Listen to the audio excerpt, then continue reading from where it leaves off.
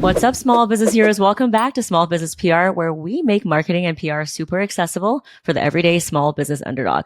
Now, I have my friend Moni Ainslie here. She is a retail expert. And also, if you've ever heard of the platform Faire, you're going to want to listen up because we're going to dive into what is Faire as a platform and how do you get your products into wholesalers, right? This is a lot of what's going to generate a lot of revenue. And we haven't had anyone on the podcast to talk about this topic. So welcome to the show.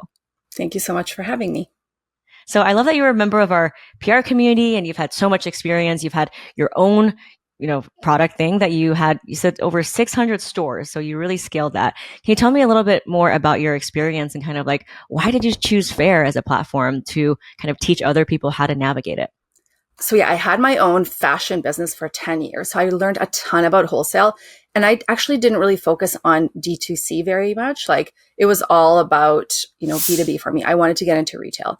And once I sold that business, I started helping other brands get their products into stores.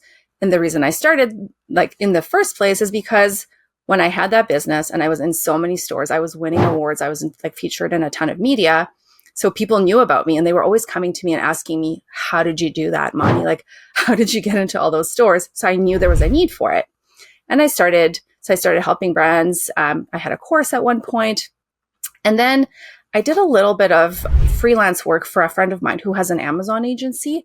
And I just learned so much about how to make brands successful on Amazon. And I got this idea that, all these learnings from Amazon can actually be applied to Faire. So I took my experience in wholesale, this work in Amazon, and I combined those two together to come up with a completely different way of selling products on Faire.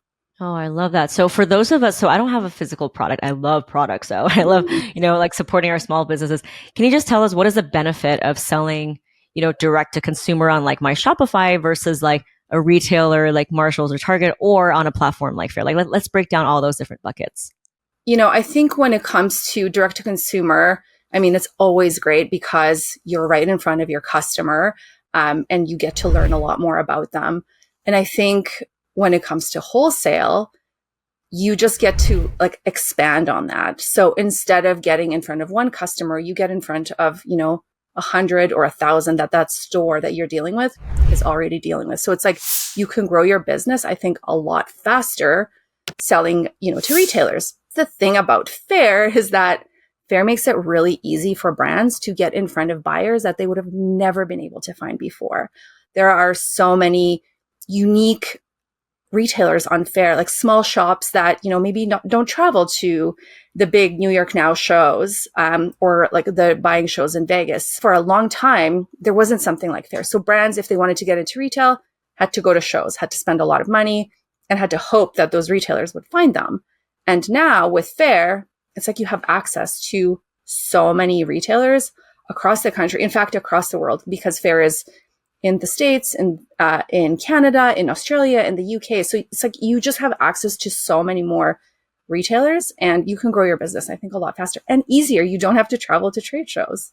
Yeah, I did hear that this was kind of a bleak year for trade shows. We have a lot of product founders in our Facebook community for my PR program, and they all said that this year there wasn't a lot of people on the floor. And for a lot of money to travel and set up, it's really great that there's a platform like Faire where you don't have to spend tens of thousands of dollars getting your whole team there and setting up a booth for just a couple people to come by. So it's FAIRE, right? Yeah, exactly. Yeah, exactly. I think that's actually a really great point, Gloria, is that buyers are also loving Faire. So they're realizing we don't have to travel to shows because there's this amazing platform where we can find really cool products, right? And it's so much less time consuming for them because they also have to spend money to travel and stay somewhere and be away from their business. So just Faire makes it so much easier for them. Oh, I love anything that's democratizing something and making us be able to reach people in different ways. PR is one example. So let's talk about the 101. Obviously Faire is the biggest player. They make it very, very good. What is I don't want to say catch, but what is the commission split, or what should someone consider? Because it's not free, right? What should someone consider before they will recognize that Faire is something that they should pursue this season? I get this question all the time, and people often wonder about commission on Faire. And I think first, I would even take Faire out of the equation. If you want to do wholesale, you need to have enough like profit in your products because you're going to be spending money in other ways. Even if you're not on Faire, you're going to have to get reps or hire people to help you. So there's going to be money that you're going to need to spend. So Faire they have a bit of a unique structure. So they take a 15% commission for any retailers that come to you through the Faire platform that you don't have a relationship with. So if you show up on search in Faire and that retailer buys your products, then Faire takes a 15% commission plus $10 for the first order. And then every order after that, you pay a 15% commission to Faire. Again, just as you would if you had a sales rep. Most sales reps actually take 15%. So it's very, I think the commission structure is very like normal in the industry. And then if you send retailers through your Faire direct link, so you get this special links that's special to you. If your retailers come through that link, then you pay 0% commission for that order, for that customer, for their lifetime. Oh, I love that. Okay. So it seems like it's not more or less than anything else. So it's kind of like whether or not you're ready to do it. So, who is Faire great for and who is it not for? Well, I see Faire being great for so many different brands. I work with brands in like fashion, CPG. There's just so many different, I think there's so many different products that could be successful on Faire. I think Faire isn't great, or at least it's changing. It's not great for people who don't have the funds to do wholesale and who kind of just like see it as a money suck. There are definitely people who I see look at it that way. I think it's great for brands who are ready to grow, who have the money to invest in growing their wholesale, who can pay the commission without it being, without it taking away from their business. So I think those kinds of brands do really, really well. And I think brands who look really professional, it's like very similar to Amazon. When you're shopping on Amazon or anywhere really, you need to be able to visually see the product in a way that's going to make you say like, yes, I need this product. And so you need to make sure that your product looks great. You need to have, great photos, but also amazing packaging, because packaging is incredibly important on retail. Whether you're in Faire or not, you need to have great packaging. So I think there's a lot of things that brands need to, get ready to be successful in wholesale in general, because Faire is not some magic tool that's going to all of a sudden make all those things go away and not necessary. Like, you still need to be really ready for wholesale. Yeah. So can you give us some specifics, right? Like, at what point is it a percentage? Is it my percentage of annual revenue growth? Like, how do I know when I'm ready? Because do you have like a ballpark number? Not really. I think if you're pricing, like if you look at your wholesale price and in your pricing, you have the margins, I think it makes sense to go to Faire. Because, like I said, for me, I never really focused on direct to consumer anyways. There are brands out there who do direct to consumer plus wholesale plus other things plus Amazon. For me, when I had my business, I only focused on wholesale. So I knew from the beginning that my pricing needed to be set up in such a way that there was profit in there. And I started with, basically at one point, I just did wholesale. I didn't do anything else. And that actually helped me scale my business because I was just focusing on like one thing and doing it really, really well.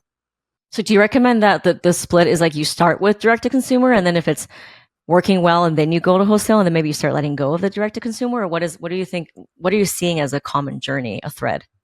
I think it's been changing a lot, especially during the pandemic. I think a lot of brands went back to direct to consumer because they saw it as a more profitable, lower cost way to make sales. But I think people are realizing, once you start adding up all of your fees and returns and all these other things, that is actually, for a lot of brands, it's actually cheaper to do wholesale in the first place. It really depends on the brand. There are brands who are doing amazing in DTC. And so then, of course, it makes sense for them to expand in retail. But there are brands on Faire that are only doing wholesale and don't even want to touch direct to consumer. And I know brands who are doing really well in both of those areas. I love that. Okay, so you talked about Faire. You've convinced me on Faire.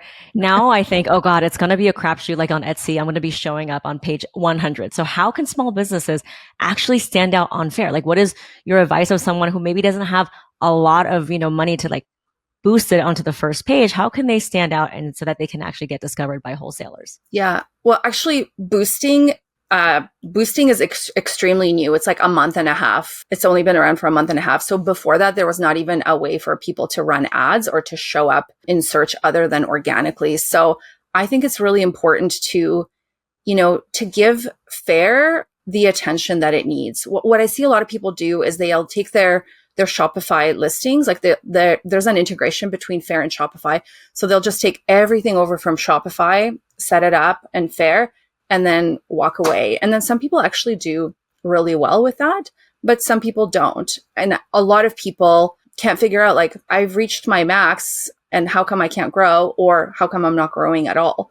And the reason I think for that is because when you think about the things that you're saying to people on Shopify is totally different than what you need to tell retailers, right? So the way that I look at it, and the way that I looked at it with my fashion business, and I think the reason that it got so, like, that it grew so quickly and got into so many stores is because I led with a very, like, specific retailer focused pitch. I think a lot of brands aren't doing that. They're not telling retailers why they need to buy those products in the first place, right? So there's that piece. And to me, that's the piece that I always lead with whenever I talk to people. I ask them, like, this is a great question to ask yourself.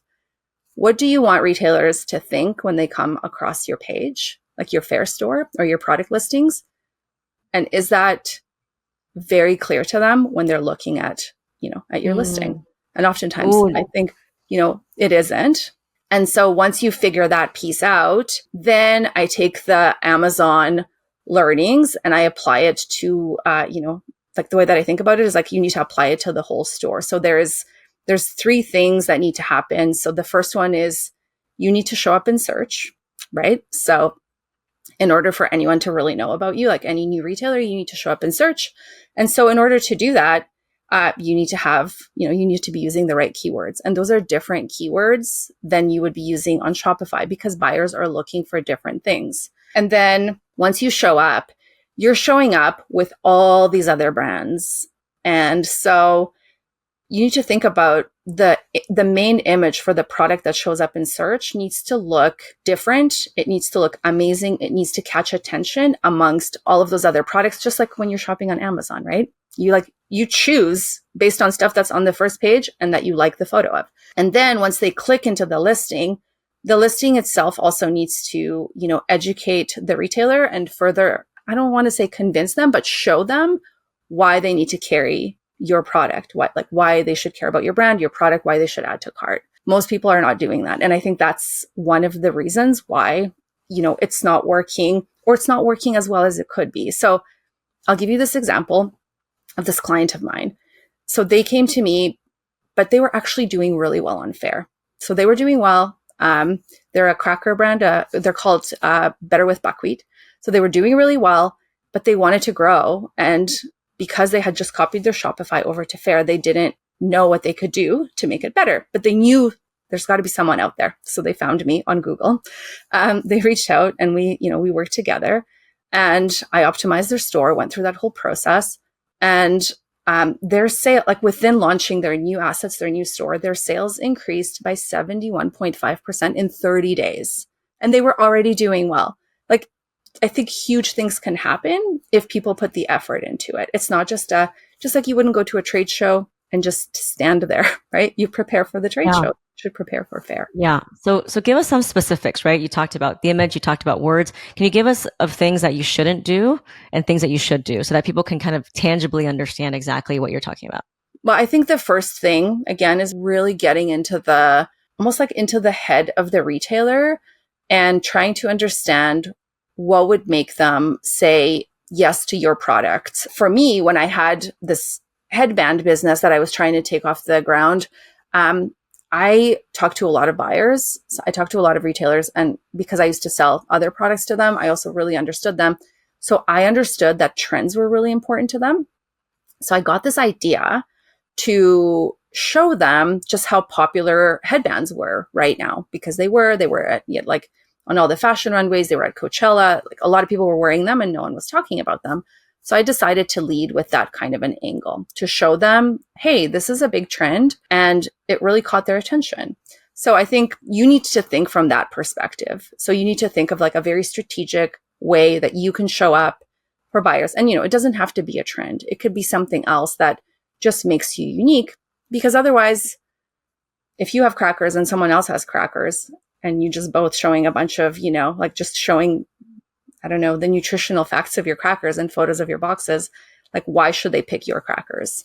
When it comes to the main image, so Faire has some like recommendations that my recommendations are actually different than theirs. And we've noticed that they work really, really well.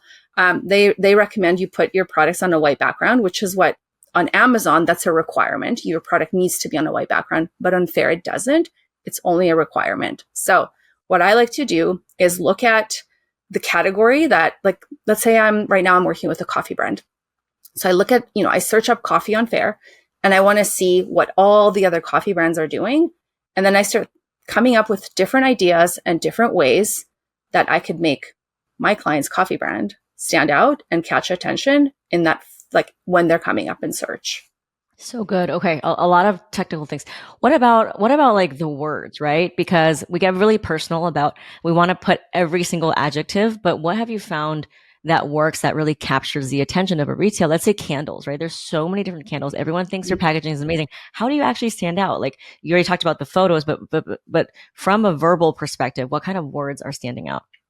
So Faire actually has, there's a page that they have of trending words. So there's like that piece. We also do research, into like what keywords are coming up for that brand outside of Faire, because there's nothing that you can do in terms like in Faire. Then just part of it for me, I think, is like, I just understand the market really well.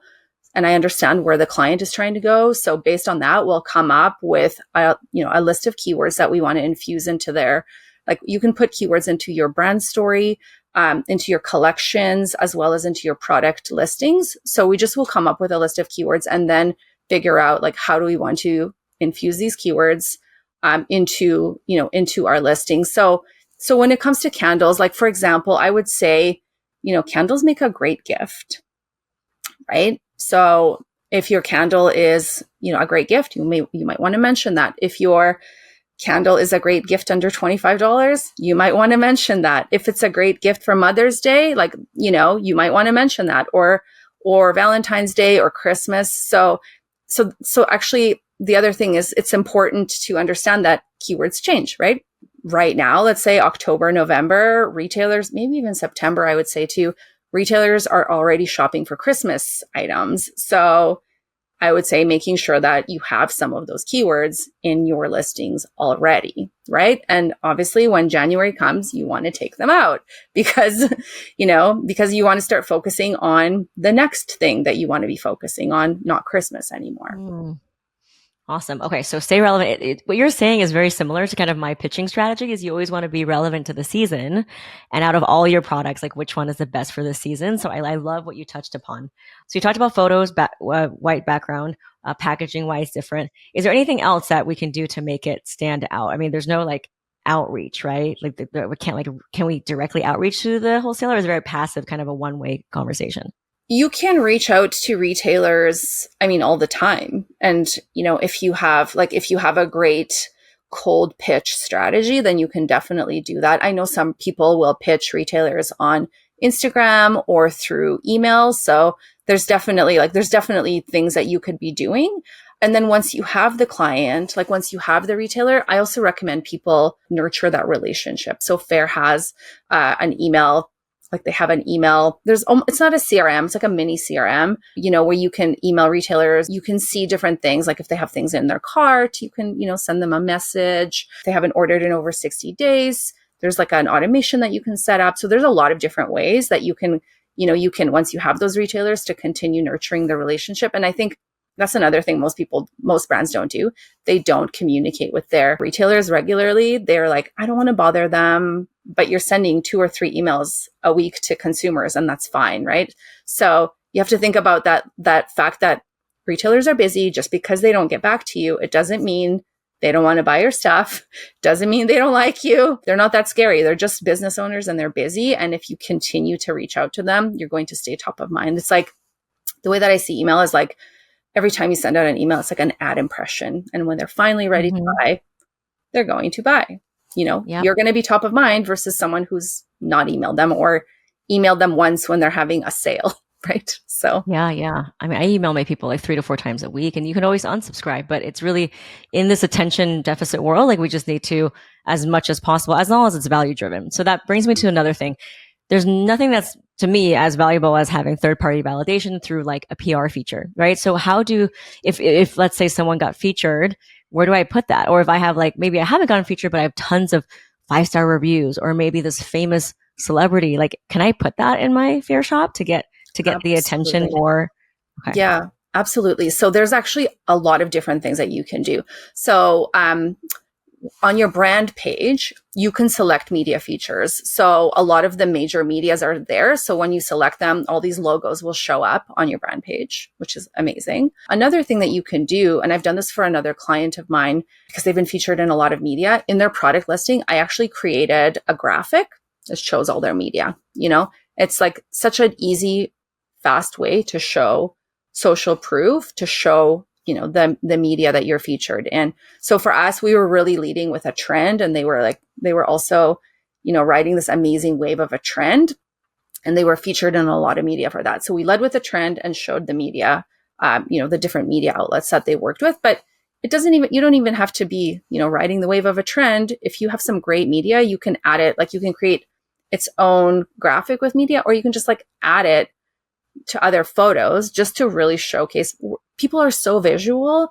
We're all so visual. We consume information visually and like much faster. We can process things much faster.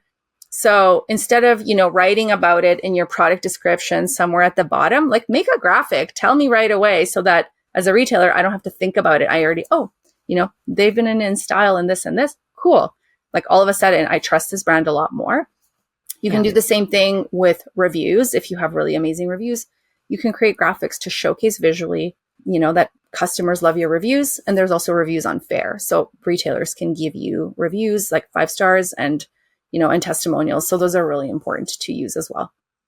So obviously with Canva, it's so easy, right? We have someone who makes electric flossers, and on the product photo, there's different logos, like as seen in like Men's Health, Women's Health. So it's a very easy way to do it. What about getting as many testimonials and reviews as possible? Will that bump up my visibility in Faire? It will. If you're getting, there's like a bunch of different things that I think would help you. So getting more reviews, if you get a certain number of reviews and you meet some other criteria, you can also get the top shop status so that when you show up in search and your store shows up as top shop, it shows a bit more trust to retailers that you're not just a regular shop, you're a top shop. That means that you've been, more vetted. They can also filter by top shop. So if they might only want to shop top shop, so that can definitely help you. So having those reviews, you need to have a certain number of reviews to be a top shop. And then the other thing is like when you have amazing reviews, it shows how many reviews you have, how many 5-star reviews you have.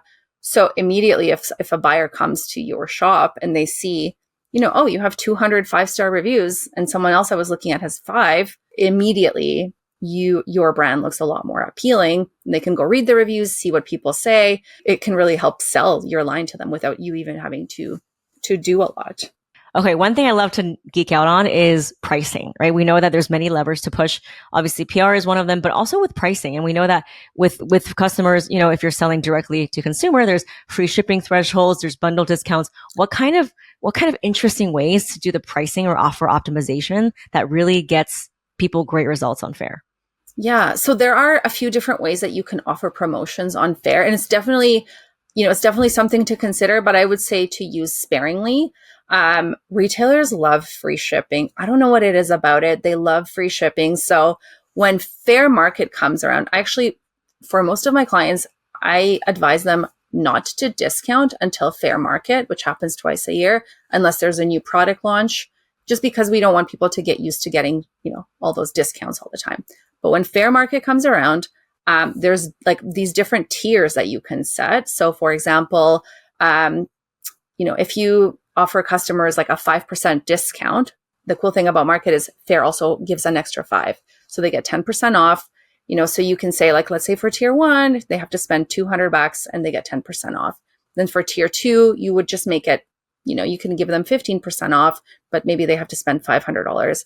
And then for another tier, like you basically want to like show each tier is better. And then you want to kind of like walk them up that ladder to the last tier where you want to give the best discount and free shipping. Free shipping, like I said, is just retailers love it. They've loved it always. I think maybe because if they buy your product and then they have to pay for that shipping, they don't typically include it in their cost. Like if they buy it for 10, they sell it for 20.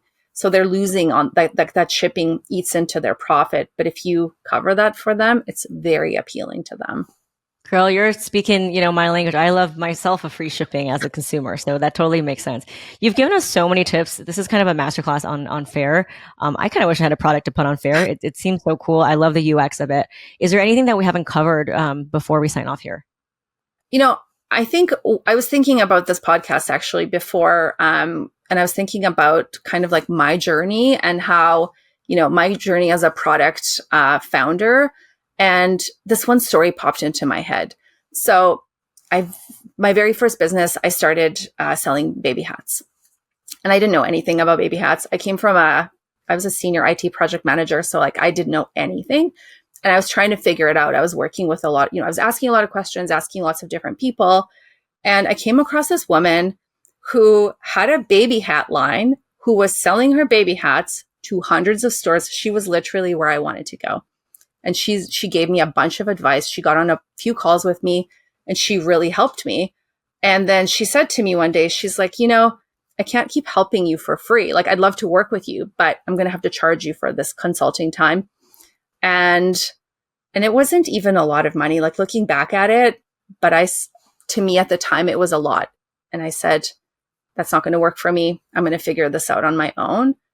And it took me years and so much more money to figure out what she probably could have taught me in a couple of weeks, So I think the lesson for me was that whenever you can, seek out help of experts, of people who know what they're doing, instead of always trying to do it yourself and do all the things. Just like, don't pitch media until you talk to Gloria, right? Like, you want people who can show you the way instead of sending your pitch to 100 reporters and not knowing what you're doing and annoying them and maybe getting on their, blacklist or something. So I think it's really important to work with people who can help you, who are experts in that area.